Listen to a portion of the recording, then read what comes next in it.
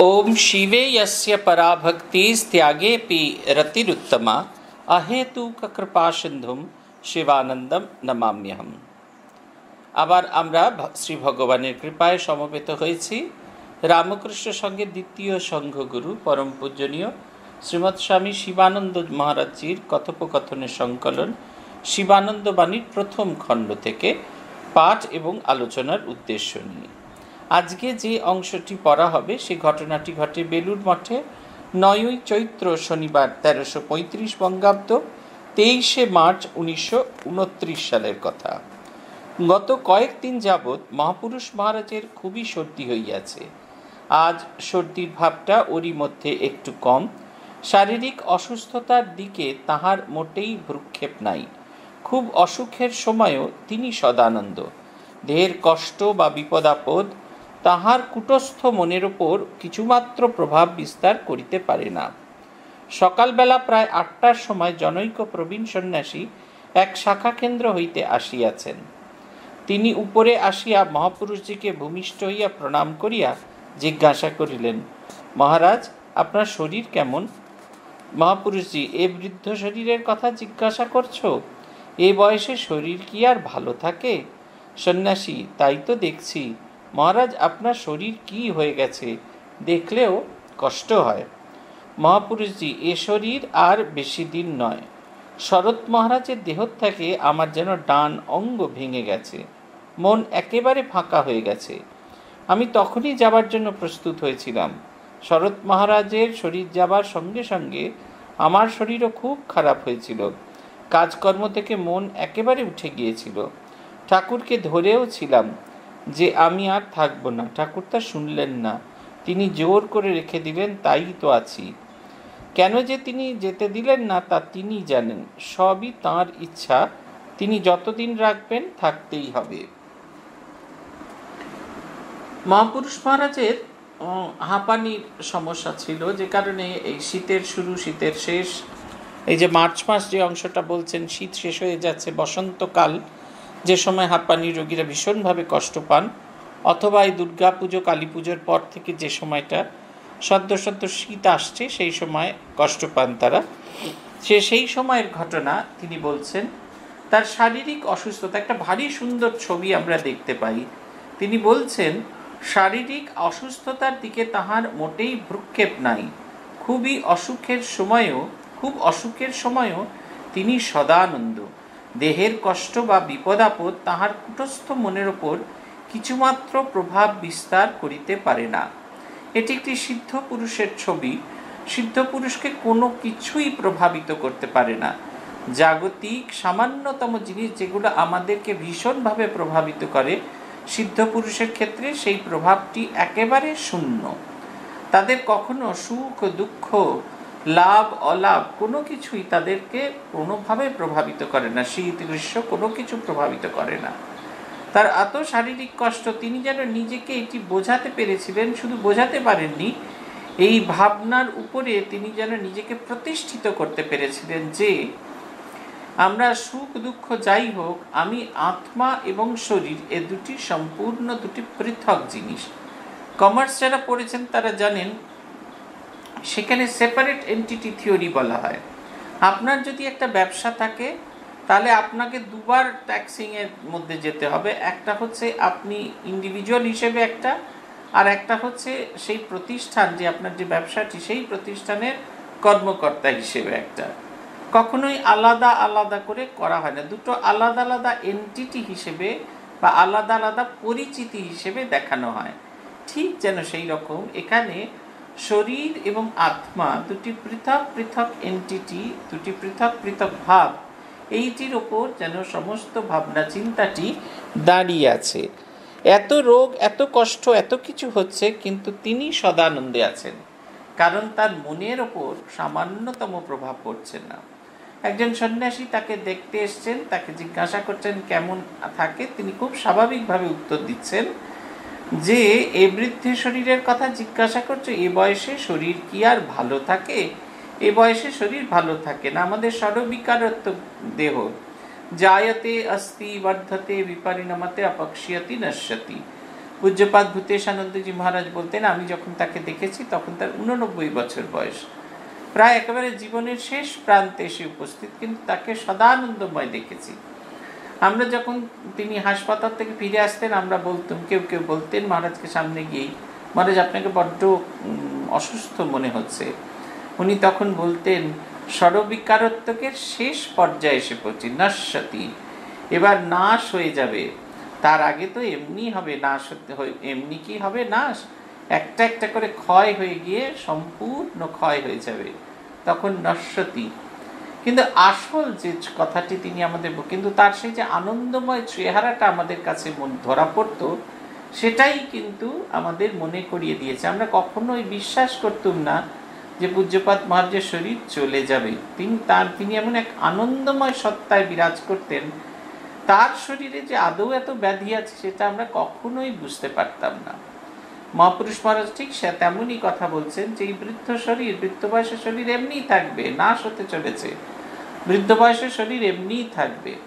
তিনি বলছেন যে শরৎ মহারাজের শরীর চলে যাবার পর তাঁরও আর বাঁচার ইচ্ছা ছিল না। কেন বাঁচার ইচ্ছা ছিল না? কারণ তারা শ্রীরামকৃষ্ণ একটি হার তৈরি করে দিয়ে গেছিলেন, সেই হারের ভেতরে সুতো হিসেবে তিনি অনুস্যুত ছিলেন, আর সেই হারের অনেকগুলো ফুল ছিল, বিবেকানন্দ, ব্রহ্মানন্দ, শিবানন্দ, অখণ্ডানন্দ, বিজ্ঞানানন্দ, শারদানন্দ, তুরীয়ানন্দ, প্রেমানন্দ ইত্যাদি সব নানা আনন্দের ফুল থেকে, বৃক্ষ থেকে ফুল তুলে সেইটি তিনি সংঘকে উপহার দিয়ে গেছিলেন। আর সেই সঙ্গের ভেতরে, সেই মালার ভেতরে তিনি সুতো হয়ে সবাইকে জুড়ে রেখেছিলেন। কিন্তু বয়সের ভারে একটি একটি করে ফুল সতেজ থেকে শুকিয়ে যেতে থাকলো, এবং যে কটি ফুল তখনও সতেজ আছে, তখনও জীবন্ত আছে, তাদের আর একাকী থাকবার আর কোনো ইচ্ছা করতো না। কারণ মনের কথা, মনের ভাব প্রকাশ করার মতো মানুষ তিনি খুঁজে পেতেন না। তাই শারদানন্দজির উপর তিনি ভীষণভাবে বিশ্বাস করতেন। শারদানন্দজির শরীর চলে যাওয়ার পর তিনি বলছেন, আমার ডান দিকটা যেন পড়ে গেল, ডান দিকে যেন অঙ্গহানি হলো, এতটাই কষ্ট, এতটাই বেদনা তিনি স্বামী শারদানন্দজির মহাপ্রয়াণের ফলে অনুভব করেছিলেন। তিনি বলছেন, আমার তো চলে যাওয়ার ইচ্ছা ছিল, কিন্তু ঠাকুর তা শুনলেন না। এটা একটা বড় শিক্ষা আমাদের জন্য, পার্শ্বদ থেকে সাধারণ সকলের জন্য একই শিক্ষা। শ্রীরামকৃষ্ণের যে ইচ্ছা হবে, তার ইচ্ছাকেই আমাদের জীবনে প্রাধান্য দিতে হবে, গুরুত্ব দিতে হবে। পার্শ্বদ যদি চাইতেন, তার যে ক্ষমতা ছিল, তিনি এমনি ধ্যানে তার শরীর ত্যাগ করতে পারতেন। এদের ইচ্ছা মৃত্যু নেবার মতো শক্তি আছে, কিন্তু সে শক্তি থাকা সত্ত্বেও তারা সেটি প্রয়োগ করে উঠতে পারলেন না। কেন প্রয়োগ করতে পারলেন না? কারণ শ্রীরামকৃষ্ণের ইচ্ছা নয় তিনি চলে যান। তার লীলা, তার কাজ, তার যে মিশন, সেই মিশন চলবে, অনেক বছর ধরে চলবে, এবং সেই কাজের এরা হবেন কান্ডারি। তাই কান্ডারি, পরবর্তী কান্ডারি তখনও তৈরি হয়ে ওঠেনি। তাই শ্রীরামকৃষ্ণের এই কান্ডার এই যে সংঘ চলবে, তাই মহাপুরুষ সমাজকে রাখা হলো। আমাদের মনে আছে 1998 সালের ঘটনা। এই 4 মান্থলি ট্রাস্টিজ মিটিংয়ে এসে পূজনীয় স্বামী রঙ্গনাথানন্দজি অসুস্থ হয়ে পড়লেন। তার অসুস্থতার মাত্রা এত বাড়লো যে তাকে প্রথমে সেবা প্রতিষ্ঠান এবং পরে আমাদের উডল্যান্ডস নয়, এখানে ওই একটি নার্সিংহোমে, উডল্যান্ডসের কাছে একটি নার্সিংহোমে, সেই উডল্যান্ডস নার্সিংহোমে ভর্তি করা হলো। আর তার কয়েকদিন বাদেই ভূতেশানন্দজি, তিনি বেশ সুস্থই ছিলেন, কিন্তু অসুস্থ হয়ে কোঠারি মেডিকেল সেন্টারে ভর্তি হলেন। ধীরে ধীরে ধীরে ধীরে ভূতেশানন্দজির শারীরিক অবস্থা একটু একটু করে খারাপ হতে থাকলো, এবং রঙ্গনাথানন্দের শারীরিক অবস্থা ধীরে ধীরে সুস্থ হতে থাকলো। যেদিন আমি রঙ্গনাথানন্দজিকে দেখে এসেছিলাম, আমার মনে হয়নি যে তার শরীর থাকবে, কিন্তু ধীরে ধীরে ভূতেশানন্দজির শরীর চলে গেল, এবং তার জায়গায় স্থলাভিষিক্ত হলেন স্বামী রঙ্গনাথানন্দজি মহারাজ। ঠাকুর যেন একেবারে নাটক তৈরি রেখেছিলেন, তার যে মূর্তি, পরবর্তী মূর্তি যেন তার তৈরি করা হয়ে গেছিল। তাই যেদিন প্রথম রঙ্গনাথানন্দজি প্রেসিডেন্ট হওয়ার পর ঠাকুরের মন্দির থেকে পায়ে হেঁটে রাজা মহারাজ শ্রী শ্রী মা এবং স্বামী বিবেকানন্দের মন্দিরে প্রণাম করে, পার্শ্বদের প্রণাম করে তার অফিস, তার যে প্রেসিডেন্টের যে আবাস, সেখানে তিনি আসছেন। আমরা তখন ট্রেনিং সেন্টারের ব্রহ্মচারী অবাক বিস্ময়ে তাকিয়ে দেখছি যে মানুষটিকে মনে হয়েছিল একেবারে মৃতবৎ, সেই মানুষটি সতেজ, একেবারে নতুনভাবে ভরপুর। এবং মহারাজ হাঁটতেন খুব জোরে, একবার হনহন করে হাঁটতে হাঁটতে মঠের এক প্রান্ত থেকে আরেক প্রান্তে চলে আসছে। অতএব আমাদের প্রত্যেকেরই শ্রীরামকৃষ্ণের ইচ্ছার উপর নির্ভরশীল হয়ে থাকা উচিত। সন্ন্যাসী, তাই বলুন মহারাজ যে ঠাকুরের যেমন ইচ্ছে তাই হবে। আমরা ঠাকুরের কাছে খুব প্রার্থনা করছি যাতে তিনি আপনাকে আরো দীর্ঘকাল আমাদের জন্য রেখে দেন। আপনি চলে গেলে যে সঙ্গের আধ্যাত্মিক শক্তির বিকাশ কমে যাবে। আপনাকে হাতে নাতে কোনো কাজ করতে হবে না, আপনি কেবল বসে থাকুন, আপনার ইচ্ছা শক্তিতেই সব কাজ ঠিক ঠিক হয়ে যাবে, যাচ্ছেও। আপনি কেবল আমাদের শক্তি দেবেন, অনুপ্রাণিত করবেন, আশীর্বাদ করবেন, আমরাই সব কাজ করব। যেখানেই থাকি না কেন মহারাজ, আপনি আছেন এই ভেবে আমাদের প্রাণে যে কত বল আসে তার কি বলবো। মহাপুরুষজি উত্তরে বলছেন, তোমরা আমায় খুব ভালোবাসো, শ্রদ্ধা ভক্তি করো, তা আমি প্রাণে প্রাণে অনুভব করি। প্রভুর সঙ্ঘের এই যে পরস্পরের প্রতি প্রীতি, ভালোবাসা ও শ্রদ্ধা, এই হলো সঙ্ঘের জীবনী শক্তি। যতদিন পরস্পরের প্রতি প্রীতি, ভালোবাসা, যতদিন পরস্পরের প্রতি এই নিঃস্বার্থ প্রেমের সম্বন্ধ বিদ্যমান থাকবে, ততদিন সঙ্ঘের একতা ও আধ্যাত্মিক শক্তি অক্ষুণ্ণ থাকবে। কারণ এই যে প্রেমের সম্বন্ধ, তা ঠাকুরকে নিয়ে, তাকে কেন্দ্র করেই এই সম্বন্ধ গড়ে উঠেছে। দেহের নাশে সে সম্বন্ধ নষ্ট হয় না। আর সংঘাচার্যগণের যে শক্তি এই সঙ্গের ভিতর কাজ করছে, তাও কখনো নিঃশেষ হয়ে যায় না। এই দেখো না, স্বামীজি মহারাজ, বাবুরাম মহারাজ, হরি মহারাজ, শরৎ মহারাজ, এরা একে একে দেহ ছেড়ে চলে গেলেন, কিন্তু তাই বলে তাদের উপর আমাদের যে শ্রদ্ধা ও ভালোবাসা ছিল তা কি কমেছে? না তাদেরও আধ্যাত্মিক শক্তি নষ্ট হয়ে গেছে? না কখনো হতে পারে। তা নয়, তারা এখনো আছেন ও তাদের শক্তিও ঠিক তেমনি ভাবে কাজ করছে বিভিন্ন আধারের ভিতর দিয়ে। তাদের জীবন এখনো আমাদের আধ্যাত্মিক প্রেরণা দিচ্ছে ও ঠিক পথে চালিত করছে। এখন তারা চিন্ময় দেহে রয়েছেন এবং সূক্ষ্মভাবে আরো বেশি কাজ করছেন। এখনো তাদের দেখা যায়। আর স্থূল শরীরে থাকতে যেমন ভাবে কাজকর্মের নানা উপদেশ বা আভাস দিতেন, এখনো প্রয়োজন হলে তেমনি দিয়ে থাকেন। মন সমাধিস্থ হয়ে এমন একটা অবস্থায় পৌঁছয় যখন ওই সকল মহাপুরুষদের সঙ্গে খুব ঘনিষ্ঠ সংযোগ হয় এবং তাদের কাছ থেকে এমনকি পথের নির্দেশও পাওয়া যায়। আমাদের দেহ নষ্ট হয়ে গেলেও তাতে গিয়ে মিশব, তখন ঠাকুরকে চিন্তা করলেই আমাদের চিন্তা করা হবে। আমরাও তার ভক্ত, তার দাস, তিনি ছাড়া আমাদের পৃথক সত্তা আর কিছু নেই। আমাদের ব্যক্তিত্ব তাতে লীন হয়ে গেছে, ঠাকুরই হলেন সনাতন পরব্রহ্ম। সন্ন্যাসী ঠিক আমাদের মনের ভাবটিকেই খুব সুন্দর করে প্রকাশ করেছেন। তিনি বলছেন যে বলুন, ঠাকুরের ইচ্ছা যেমন হবে তেমনই হবে। ঠাকুরের ঠিক যে ইচ্ছা হবে সেটি আমাদের পালন করতে হবে। এবং আমরাও সবসময় আমাদের সঙ্গগুরুদের জন্য প্রার্থনা করি। কেন প্রার্থনা করি?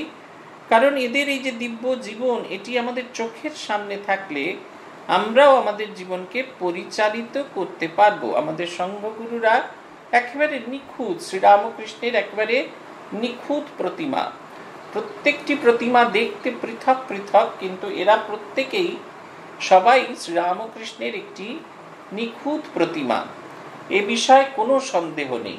আমরা শ্রীরামকৃষ্ণকে চোখে দেখিনি, কিন্তু সঙ্ঘগুরুর ভেতর দিয়ে শ্রীরামকৃষ্ণের সেই গুরু শক্তি কাজ করে। তাই সঙ্ঘগুরুদের শরীরে থাকা আমাদের কাছে ভীষণ জরুরি, কারণ তাদের উপস্থিতি মাত্রই আমাদের ভেতরের কল্যাণ হয়, আমাদের আধ্যাত্মিক শক্তির স্ফুরণ হয়। আমার মনে আছে তখন পূজ্যপাদ ভূতেশানন্দজি মহারাজ সঙ্ঘগুরু, তিনি সারাদিনে যতটা পরিমাণ তার শরীর থেকে জল বেরোতো, ঠিক তত পরিমাণই জল তাকে দেওয়া হতো। যতটা ইউরিন মাপা হতো সেই মাপটা তো ঠিকঠাক থাকতো, কিন্তু ঘামের আকারে যে পরিমাণ জল বেরোতো সেটির কোনো মাপ থাকতো না। ফলে মাঝে মাঝে মহারাজ ডিহাইড্রেটেড হয়ে গেলেন। ফলে মহারাজের ঘরে একটি এসি মেশিন বসানোর প্রস্তাব আসে ডাক্তারদের কাছ থেকে। পূজ্যপাদ মহারাজ ভূতেশানন্দজি কিছুতেই রাজি হননি তার ঘরে এসি মেশিন বসানো হওয়া হোক আর কি। পূজনীয় আত্মস্থানন্দজি আমার এখনো মনে আছেন, তিনি পরে এসে বলছিলেন, সেটা আমরা ওভারহিয়ার করেছিলাম, যে তিনি বলেছিলেন ভূতেশানন্দজিকে, এটা আপনার জন্য প্রয়োজন নেই। ভূতেশানন্দজিকে বলছেন এটা আমাদের জন্য প্রয়োজন, সমস্ত সংঘের জন্য প্রয়োজন। আপনার বেঁচে থাকা, আপনার দীর্ঘদিন বেঁচে থাকা, এতে আপনার কোনো দরকার নেই, কিন্তু আমাদের প্রয়োজন আছে। ঠিক একই সুর যেন এখানে বাজছে। তিনি বলছেন আপনি কেবল আমাদের শক্তি দেবেন, অনুপ্রাণিত করবেন, আশীর্বাদ করবেন, আমরাই সব কাজ করব, যেখানেই থাকি না কেন মহারাজ আপনি আছেন, এই ভেবে আমাদের প্রাণে যে কত বল আসে তার কি বলবো। এটা একবারে খুব সত্য কথা। আমাদের মনে আছে অনেক বছর বেলুড় মঠে থাকার কারণে এটা আমরা অনুভব করেছি অন্তরে অন্তরে। মঠের ভেতরে যখন সংঘগুরু বিরাজ করতেন তখন তার একটা অদ্ভুত একটা শক্তি হতো।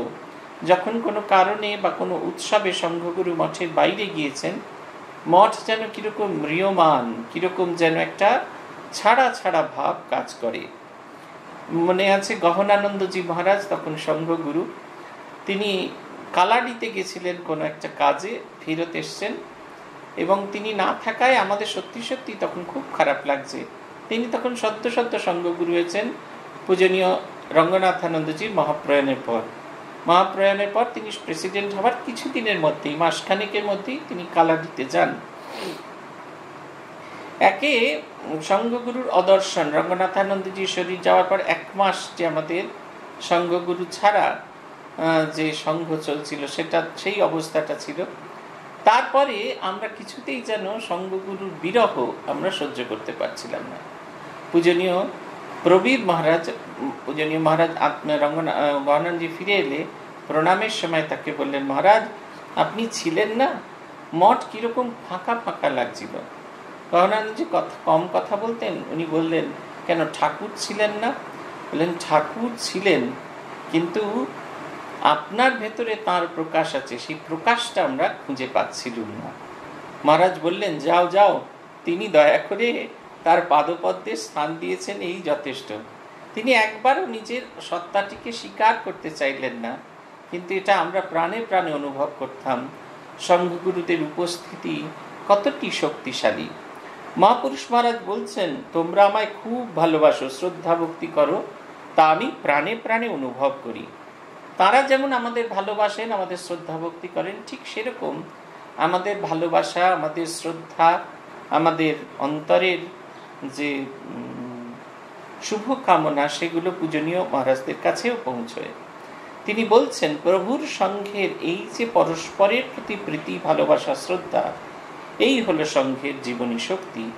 পূজনীয়া মা বলেছিলেন যে ভালোবাসাই হচ্ছে সংঘের মেলবন্ধন, সংঘের ভিত্তি।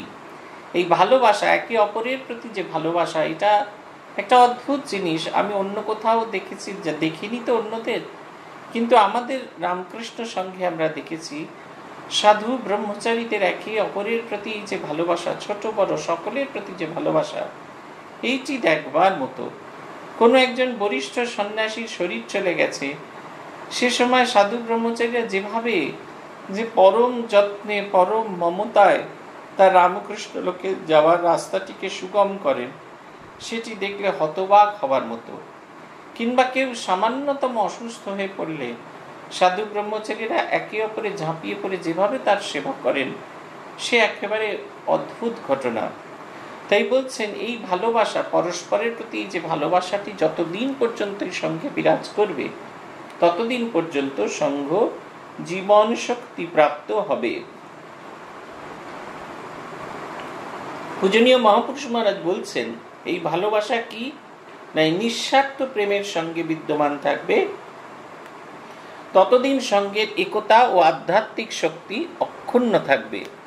কারণ এই যে প্রেমের সম্বন্ধ, তা ঠাকুরকে নিয়ে। সত্যি দেখুন, খুব ভালো করে যদি লক্ষ্য করেন তাহলে দেখবেন আমরা একে অপরকে ভালোবাসি। কি গৃহী কি সন্ন্যাসী ভক্তরা একে অপরকে ভালোবাসি, তার কারণ হচ্ছে আমাদের সবাইকে জুড়ে ধরে রেখেছেন শ্রীরামকৃষ্ণ।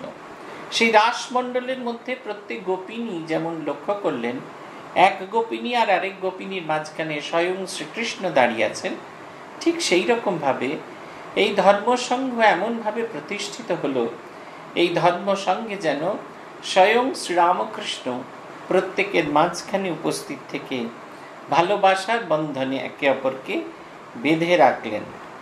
আর বলছেন দেহের নাশেও তা নষ্ট হয় না, কখনো নষ্ট হয় না। আর সংঘাচার্যগণের যে শক্তি সঙ্গের ভিতর কাজ করছে তা কখনো নিঃশেষিত হয়ে যায় না। সংঘাচার্যের শক্তি মানে একজনের শক্তি নয়, এটি শ্রীরামকৃষ্ণের গুরু শক্তি। এটির বিকাশ হচ্ছেন ব্রহ্মানন্দ এবং পরবর্তীকালে যে সঙ্গ গুরুরা এসছেন তাদের ভেতরে। আপনারা সেই বিখ্যাত ঘটনাটি জানেন, অচলানন্দজিকে স্বামীজি বলছেন যে কিছু ফুল নিয়ে এসে আমি তোর গুরু, আমার পুজো কর।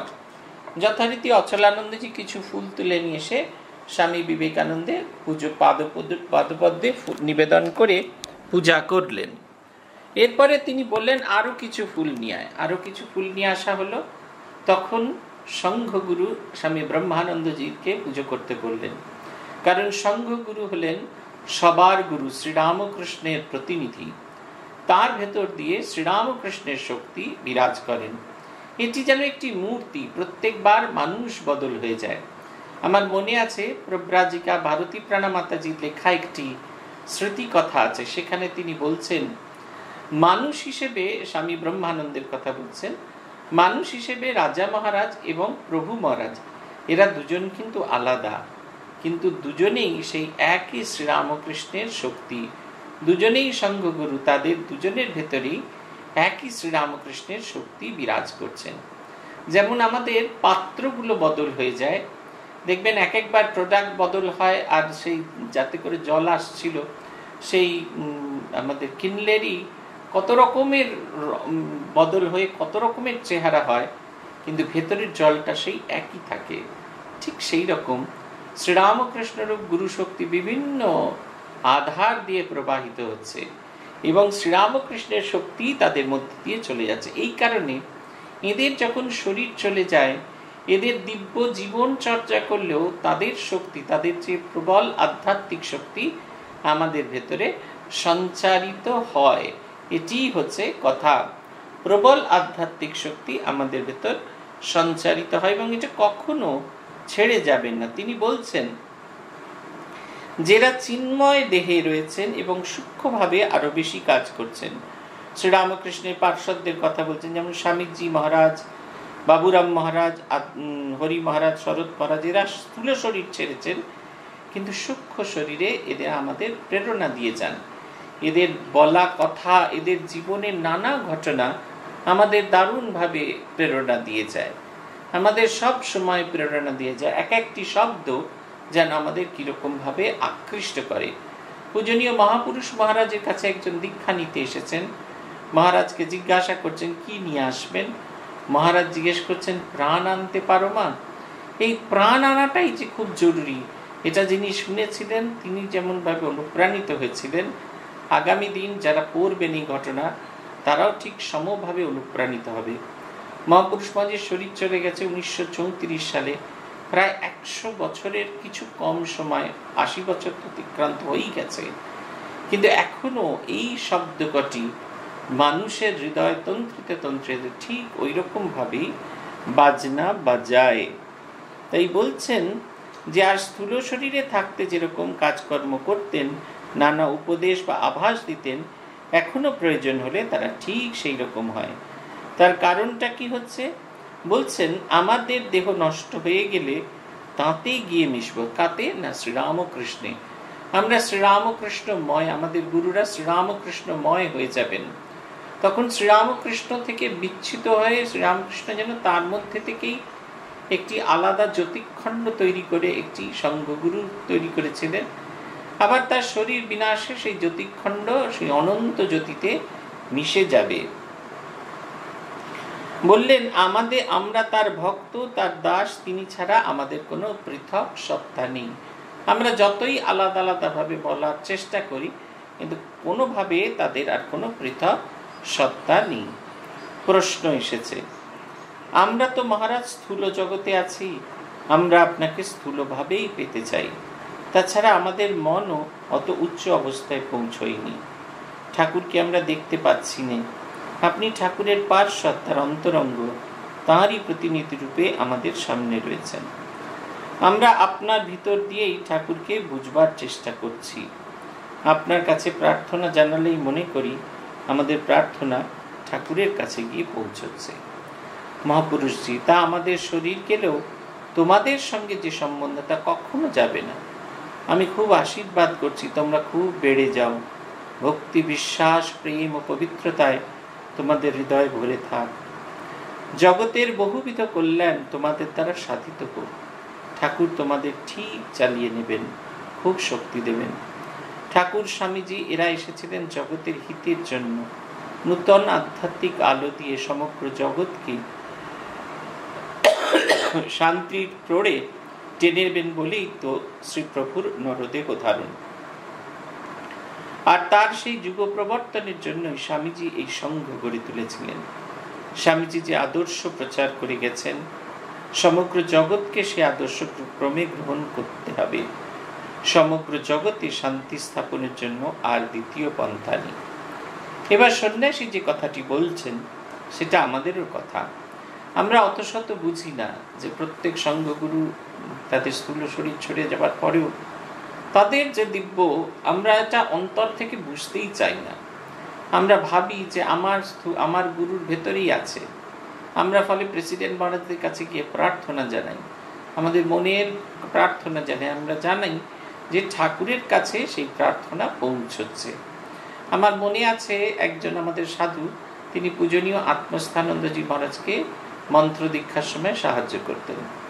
তা মহারাজকে মন্ত্র দীক্ষার সময় অর্ঘ্যটর্ঘ্য দিয়ে মহারাজ যখন এসে বসতেন, মহারাজকে চন্দন পরিয়ে দেওয়া হতো, সাদা চন্দন এবং লাল চন্দন পরিয়ে দিলে মহারাজ যিনি পড়াচ্ছেন তার কপালে একটা সাদা চন্দন, লাল চন্দন পরিয়ে দিতেন। আর মহারাজের আঙুলগুলো খুব বড় বড় ছিল, ফলে যে চন্দনের ফোঁটাগুলো হতো সেগুলো খুব বড় বড়, সারা কপাল জুড়ে। তা একদিন তিনি এইরকম কাজকর্ম সেরে তিনি তার দপ্তরে ফিরে আসছেন। পথে শুনলেন যে ভাইস প্রেসিডেন্ট মহারাজ, বর্তমান যিনি প্রেসিডেন্ট স্বামী স্মরণানন্দজি, তাকে কোনো একটা কাজে ডেকে পাঠিয়েছেন। তিনি তার ঘরে গেলেন। মহারাজ একটু উষ্মা প্রকাশ করলেন, কি বাবাজিদের মতো সারা কপাল জুড়ে চন্দন লাগিয়েছ? সাধুটির উত্তরটি ভারী সুন্দর ছিল। তিনি বলেছিলেন, মহারাজ এটি প্রেসিডেন্ট মহারাজ আমাকে পরিয়ে দিয়েছেন। তারপর একটু থেমে বলেছিলেন, আমি তো ঠাকুরকে দেখিনি, কিন্তু আমি বিশ্বাস করি ঠাকুর আমাদের সঙ্ঘগুরুর ভেতরে বিরাজ করেন। আমি তার কপালে চন্দন পরাচ্ছি, এটা খুব বড় কথা নয়, কিন্তু তিনি আমার কপালে চন্দন পরাচ্ছেন, স্বয়ং ঠাকুর আমাকে স্পর্শ করছেন, এটি আমার কাছে খুব বড় কথা। আমরা দেখেছি সেই সাধুটির কপালের চন্দন রাত অবধি থাকতো, সারা মুখ ধুয়ে ফেললেও সে ওই জায়গাটা কিছুতেই ধুতো না, কারণ মহারাজের স্পর্শ তার কাছে লেগেছে। আমাদের সঙ্ঘগুরু আমাদের কাছে জীবন্ত শ্রীরামকৃষ্ণ। আমরা বুঝি আর না বুঝি, আমাদের তত্ত্বগত দিক বুঝতে পারি আর না পারি, আমরা মনে করি আমাদের সঙ্ঘগুরুদের ভেতরে শ্রীরামকৃষ্ণ বিরাজ করছেন। আমরা মন্ত্র দীক্ষা পাই স্বয়ং শ্রীরামকৃষ্ণের কাছে, আমাদের সন্ন্যাস ব্রহ্মচর্য হয় স্বয়ং শ্রীরামকৃষ্ণের কাছে। আমরা নিত্যদিনের সমস্যা সমাধান অন্য কারুর কাছে যাই না, শ্রীরামকৃষ্ণের কাছে যাই। মহাপুরুষজি বলছেন, আমাদের শরীর গেলেও তোমাদের সঙ্গে যে সম্বন্ধ তা কখনো যাবে না। তিনি বলছেন, সঙ্ঘগুরুর স্থূল শরীর গেলেও তার কৃপা থেকে আমরা কখনো বঞ্চিত হব না। এবার প্রার্থনা করছেন, তোমরা খুব বেড়ে যাও, ভক্তি, বিশ্বাস, প্রেম ও পবিত্রতায় তোমাদের হৃদয় ভরে থাকুক। জগতের বহুবিধ কল্যাণে তোমাদের দ্বারা সাধিত হোক। ঠাকুর তোমাদের ঠিক চালিয়ে নেবেন, খুব শক্তি দেবেন। তিনি প্রার্থনা করছেন শ্রীরামকৃষ্ণের কাছে, যেন প্রত্যেকের ভেতরে সেই অনন্ত শক্তি আসে, প্রত্যেকের ভেতরে অনন্ত কাজ করবার প্রেরণা আসে, তাদের ভেতরে পবিত্রতা আসে, ভালোবাসা আসে, পারস্পরিক শ্রদ্ধা যেন জেগে ওঠে। তিনি বলছেন, ঠাকুর স্বামীজি এসেছিলেন জগতের হিতের জন্য। নূতন আধ্যাত্মিক আলো দিয়ে সমগ্র জগৎকে শান্তির ক্রোড়ে টেনে নেবেন বলেই তো শ্রীপ্রভুর নরদেহ ধারণ। সমগ্র জগৎকে নূতন ভাব, ধর্মের নূতন সংজ্ঞা, যে সংজ্ঞাটি আমরা ভুলে গিয়েছিলাম, সেই পুরানো সংজ্ঞা নূতন করে বলবার জন্যই এসেছিলেন। আর স্বামীজি সেই যুগ প্রবর্তনের সেই সংজ্ঞাটিকে বাস্তবে রূপায়িত করেছিলেন, সাধারণ মানুষের কাছে নিয়ে এসেছিলেন, এবং তার জন্যই সেই আদর্শ প্রচারের জন্য এই সংঘ তিনি তৈরি করেছিলেন, যাতে সমগ্র জগতে শান্তি স্থাপন খুব সহজে হয়। এই পারস্পরিক ভালোবাসা, পারস্পরিক শ্রদ্ধা, পরস্পরের প্রতি এই যে অকৃত্রিম ভালোবাসা, এটি যতদিন থাকবে ততদিন এই পৃথিবীতে শান্তির বার্তা চলতে থাকবে। পূজনীয় মহাপুরুষ মহারাজের কাছে আমাদের প্রার্থনা, আমাদের সকলের, আমরা যেন বিশ্বাস করতে পারি যে ঠাকুর মা স্বামীজি আমাদের সঙ্ঘগুরুর শরীরের মধ্যে দিয়ে তার ক্রিয়া করছেন, আমরা যেন অনুভব করতে পারি তাদের সেই শক্তিকে, আমরা যেন সেই শক্তিতে বলীয়ান হই, এবং তিনি যেরকম প্রার্থনা করছেন ভালোবাসা, পারস্পরিক শ্রদ্ধা দিয়ে, এই সম্পর্কে দিয়ে যেন আমরা জগৎটাকে একে অপরের সঙ্গে বেঁধে ফেলতে পারি। শ্রীপ্রভুর ইচ্ছা হলে আবার আমরা সমবেত হব শিবানন্দ বাণী আরেকটি অংশ নিয়ে পাঠ এবং আলোচনার উদ্দেশ্য নিয়ে। আজকে এই পর্যন্ত। ওম প্রণতানাম প্রসীদত্বম দেবী বিশ্বাতিহারিণী त्रैलोक्यवासिनामिट्ये लोकानां वरदा भव। ओम शांति, ओम शांति, ओम शांति। हरि ओम तत्सत्। श्री रामकृष्णार्पणमस्तु।